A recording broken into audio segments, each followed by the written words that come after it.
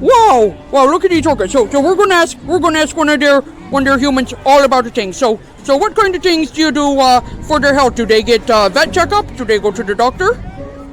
Absolutely. So they participate voluntarily in everything they do. So the biggest thing that I love to train for, the vets will give us some sort of specific test that they might need or some sort of procedure, and then we train for it. So that mainly looks like getting an x-ray or an ultrasound. The vets have to come to us. So with a dog or cat, you can take your dog or cat easily to the vet, but not so much a killer whale. So the vets come out to us with all their equipment, and we ask the whales to just simply line up their body. They give me their little flipper, and I hold it in my hand, and then the vets can get a non-invasive x-ray or ultrasound. Super easy as that. So that's one of the biggest things we train for their overall health. Wow, that's amazing. And what kind of fish they eat? Not pirate fish, I assume.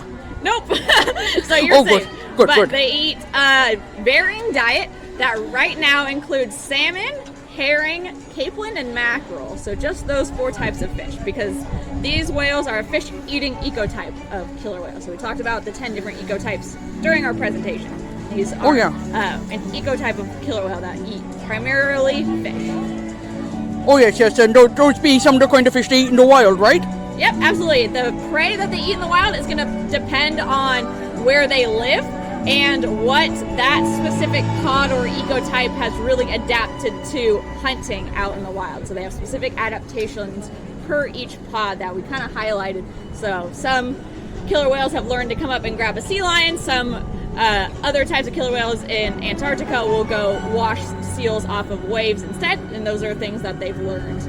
Wow, they are incredibly smart, and they can talk, and they can do all these behaviors like they would do in the wild, right? Absolutely.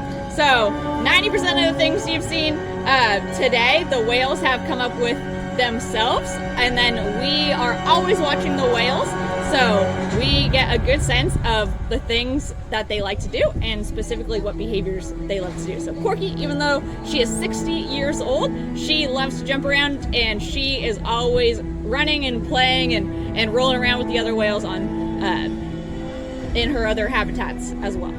Wow, that's really fun. So what can we do to make sure that they can stay safe in the wild and that we can see them later, and our kids' and our kids' and our kids' Absolutely, that was my favorite question. So for killer whales, we have the Marine Mammal Protection Act here in the U.S., which means that you should not approach wild animals. So specifically marine mammals.